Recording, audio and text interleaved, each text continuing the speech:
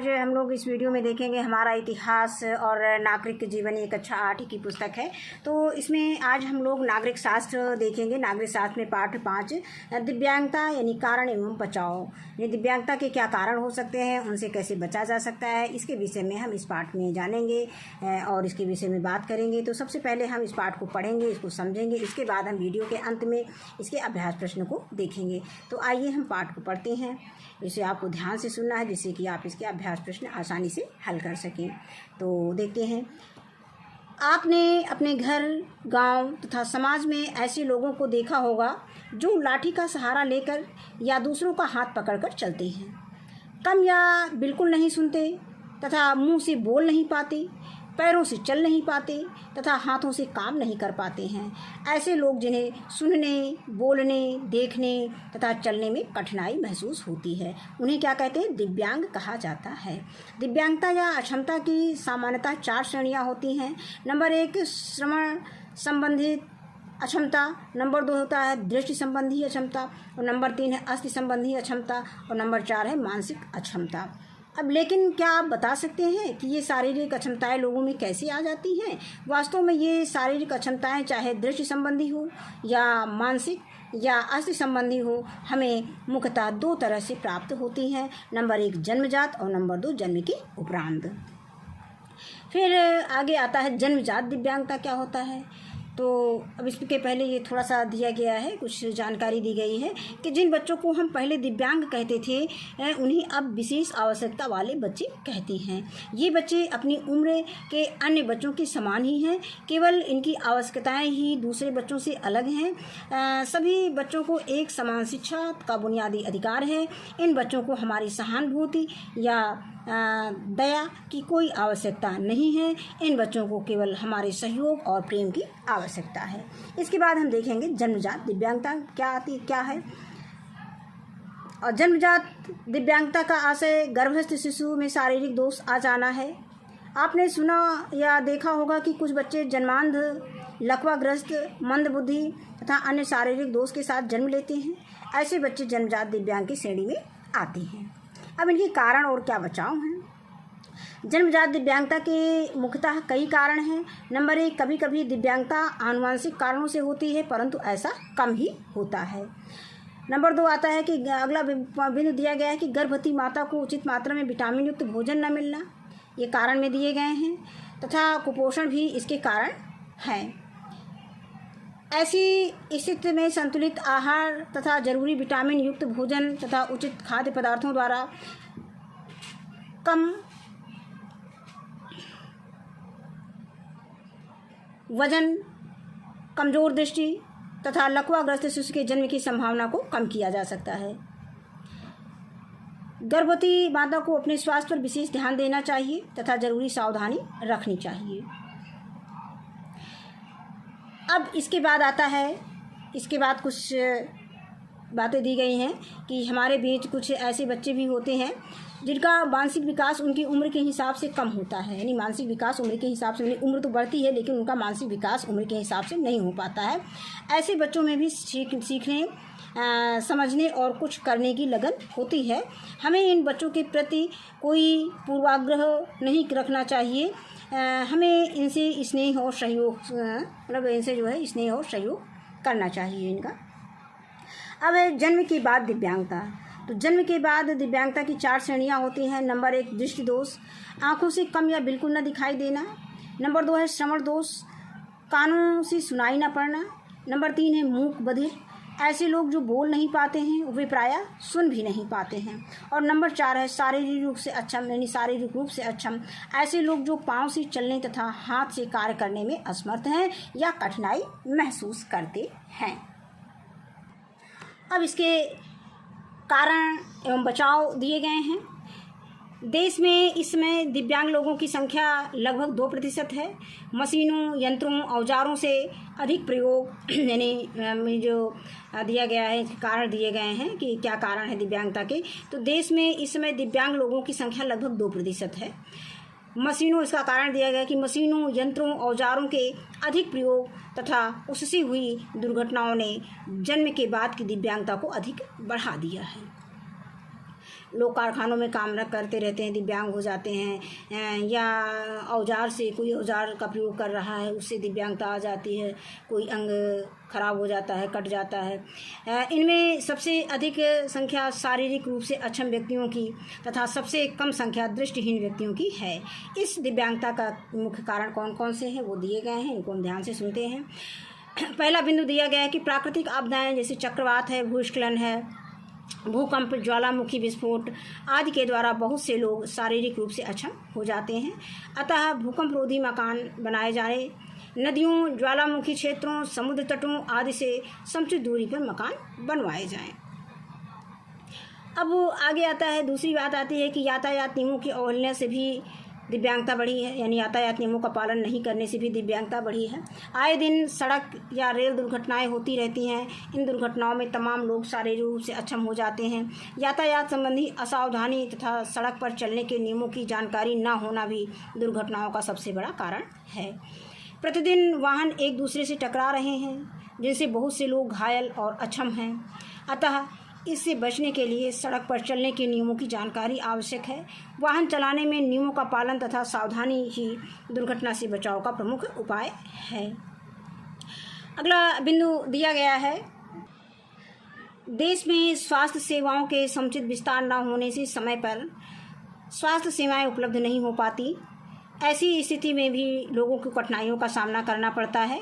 अतः स्वास्थ्य सेवाओं का विस्तार तथा त्वरित सेवा उपलब्ध कराकर उपचार के द्वारा इसका निदान किया जा सकता है। आगे आता है कि युद्ध जनित दिव्यांगता, कभी कभी युद्धों, आतंकवादी घटनाओं तथा आपसी झगड़ों में भी लोगों को अपने हाथ पांव गंवाने पड़ते हैं।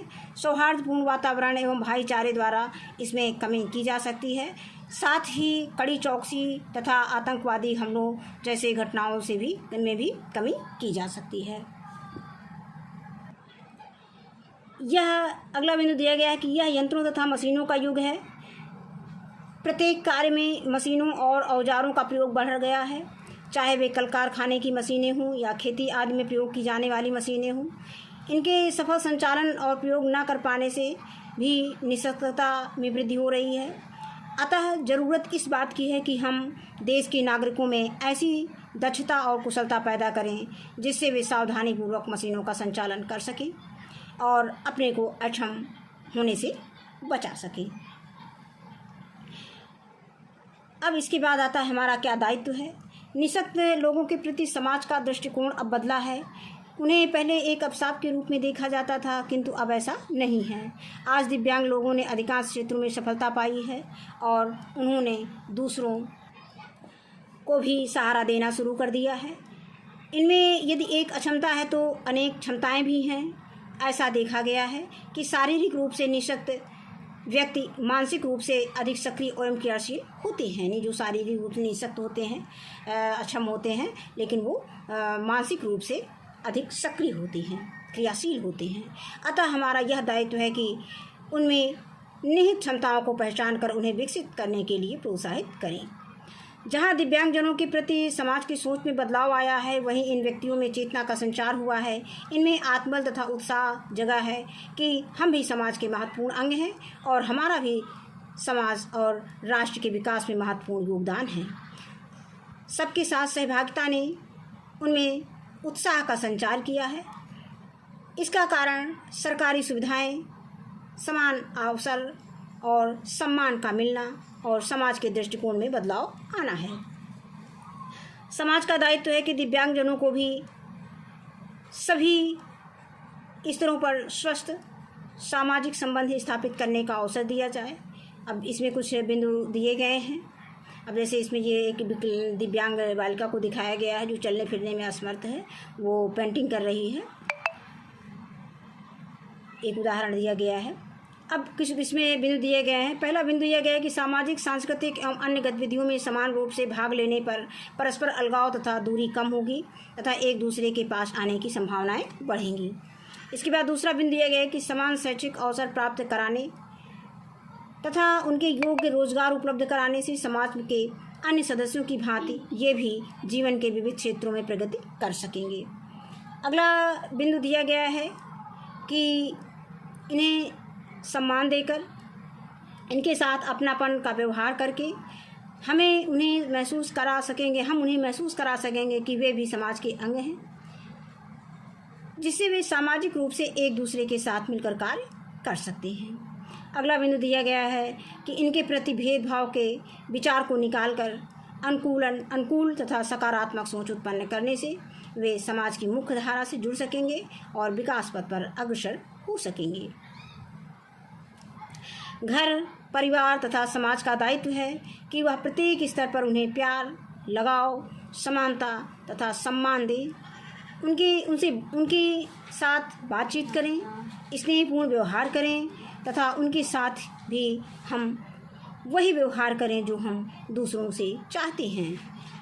जब भी हमें महसूस हो कि ऐसे व्यक्ति को हम इस स्तर पर या स्थान पर सहयोग एवं सहायता कर सकते हैं, हमें आगे आना चाहिए। फिर आगे दिया गया है कि दिव्यांगजनों को दी जाने वाली प्रमुख क्या सुविधाएं हैं। तो सरकार द्वारा कई क्षेत्रों में दिव्यांगजनों को विविध सुविधाएं दी जा रही हैं। वो कौन कौन सी हैं? जैसे नंबर 1 इसमें दिया गया है, एक पहला बिंदु दिया गया है कि सार्वजनिक भवनों जैसे विद्यालय, बैंक, पार्क आदि में रैंप की व्यवस्था की गई है। दूसरा है लिफ्ट में ब्रेल संकेतक और श्रव्य सिग्नल की व्यवस्था की गई है, जिससे दिव्यांग लोग इस चीज़ की जानकारी कर सकें। और अगला बिंदु दिया गया है कि शिक्षा एवं नौकरी में विशेष सुविधाएं दी गई हैं। आगे दिया गया है कि सरकार द्वारा व्हील चेयर, कान की मशीन आदि उपकरणों को मुफ्त वितरण करवाया जाता है। फिर आगे दिया गया है कि रेलवे, बस अड्डे, एयरपोर्ट पर विशेष सुविधाएं जैसे रैंप, व्हील चेयर एवं सुगम शौचालय की व्यवस्था की गई है। अब इसमें सुगम्य भारत अभियान के बारे में बताया गया है। दिव्यांगजनों की प्रगति एवं विकास हेतु भारत सरकार द्वारा चलाई गई योजना है ये सुगम्य भारत अभियान, जिसके द्वारा प्रत्येक क्षेत्र यानी परिवेश को दिव्यांगजनों के अनुकूल बनाने का प्रयास किया जा रहा है। आगे दिया गया है कि दिव्यांगजनों द्वारा किए गए उल्लेखनीय कार्यों में उपलब्धियां क्या क्या हैं। तो संसार में कुछ ऐसे भी लोग हुए हैं जो शारीरिक रूप से अक्षम थे, किंतु उन्होंने अपनी अक्षमता को कभी अपने मार्ग में बाधा नहीं बनने दिया। कई लोगों ने दिव्यांग होते हुए भी ऐसे कार्य किए हैं जो साधारण व्यक्ति के लिए भी प्रेरणा स्रोत हैं। विश्व में हमें अनेक ऐसे उदाहरण मिलते हैं। खेल हो या विज्ञान, साहित्य हो या मनोरंजन, सभी क्षेत्रों में इन लोगों ने राष्ट्रीय एवं अंतर्राष्ट्रीय स्तर पर परचम लहराया है। इनमें से कुछ प्रमुख हस्तियां हैं, जैसे सुधा चंद्रन, ये नृत्य एवं अभिनय और सबसे संबंधित है। रविंद्र जैन, ये संगीत से संबंधित है। अरुणिमा सिन्हा, ये पर्वतारोही हैं। देवेंद्र झांझड़िया, दीपा मलिक, गिरीश वर्मा, अवन लेखरा, ये खेल से संबंधित है। प्रांजलि पाटिल, ये IAS हैं। मोहम्मद इकबाल, ये समाजसेवी हैं। Stephen Hawking, Thomas Alva Edison, ये वैज्ञानिक आदि हैं। स्टीफन हॉकिंस के विषय में दिया गया कि स्टीफन हॉकिंस विश्व के सबसे प्रसिद्ध भौतिकविद हैं। इन्होंने ब्रह्मांड के गूढ़ रहस्यों जैसे ब्लैक होल आदि पर महत्वपूर्ण सिद्धांत दिए हैं। आपको जानकर आश्चर्य होगा कि वे ना तो बोल सकते हैं और ना ही अपने किसी अंग को हिला डुला सकते हैं। सुधा चंद्रन की क्या उपलब्धि है? भारत की एक प्रसिद्ध नृत्यांगना एवं अभिनेत्री हैं सुधा चंद्रन। ये सुधा चंद्रन को फोटो में दिखाया गया, चित्र में दिखाया गया है किताब में। इनके जीवन पर नाची मयूरी नामक एक फिल्म भी बनाई गई थी। दुर्घटना में अपना एक पैर गंवा देने के बाद भी सुधा चंद्रन ने हिम्मत नहीं हारी और नृत्य के क्षेत्र में लगातार आगे बढ़ती रही। ये स्टीफन हॉकिंग को दिखाया गया है। दूसरों की सहायता करें। यात्रा करते समय बड़े बूढ़ों, महिलाओं, दिव्यांगों तथा बच्चों की मदद करें। उन्हें सुरक्षित रूप से खड़े होने के लिए स्थान दें तथा उनके लिए सीट भी खाली कर दें। उन्हें आपकी दया नहीं, सहयोग चाहिए। अब दिया गया है कि दीपावली में पटाखे छुड़ाते समय होने वाली दुर्घटना में बहुत से बच्चे अपनी आंखों की रोशनी खो देते हैं। साथ ही तेज़ आवाज़ वाले पटाखों से सुनने की शक्ति कम हो जाती है। इसीलिए आप हमेशा अपने बड़ों की देखरेख में पटाखे छुड़ाएं और तेज़ आवाज़ वाले पटाखे कभी न छुड़ाएं। इन पटाखों से हमारे पर्यावरण में ध्वनि एवं प्रदूषण भी बढ़ता है। इसके बाद हम देखते हैं अब इसके अभ्यास प्रश्न। अभ्यास प्रश्न। पहला प्रश्न है कि निम्नलिखित प्रश्नों के उत्तर दीजिए। तो इसमें क्या दिया गया है कि दिव्यांगों के प्रति हमारा क्या दायित्व है, यानी दिव्यांगों के प्रति हमारा क्या दायित्व है। तो इसके उत्तर में हम लिखेंगे कि दिव्यांगों के प्रति हमारा दायित्व है कि हमें उन्हें आत्मनिर्भर बनाने में सहयोग करें, या हमें उन्हें आत्मनिर्भर बनाने में सहयोग करना चाहिए।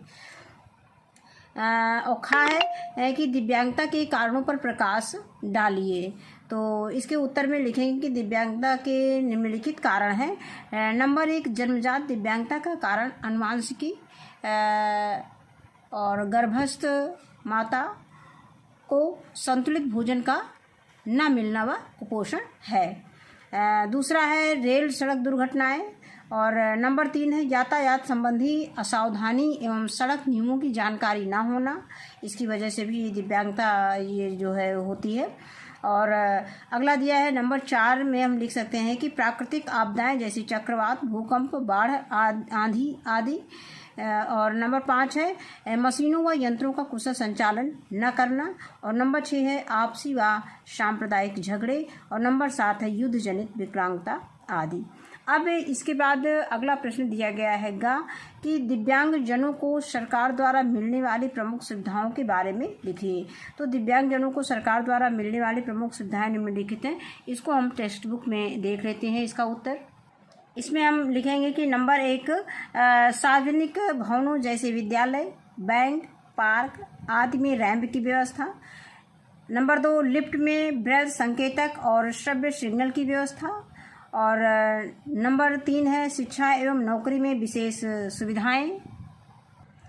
नंबर 4 है सरकार द्वारा व्हील चेयर, कान की मशीन आदि उपकरणों का मुफ्त वितरण। और नंबर 5 है रेलवे, बस अड्डे, एयरपोर्ट पर विशेष सुविधाओं जैसे रैंप, व्हील चेयर एवं सुगम शौचालय। बस यहीं तक हमें इसका उत्तर लिखना है, यहाँ से शुरू करके और यहाँ तक लिखना है इसको पॉइंट में। इसके बाद हम इसका अगला प्रश्न देखते हैं। इसमें दूसरा प्रश्न है कि निम्नलिखित में से सही तथा सही पर सही का निशान तथा गलत क्रॉस का निशान लगाना है।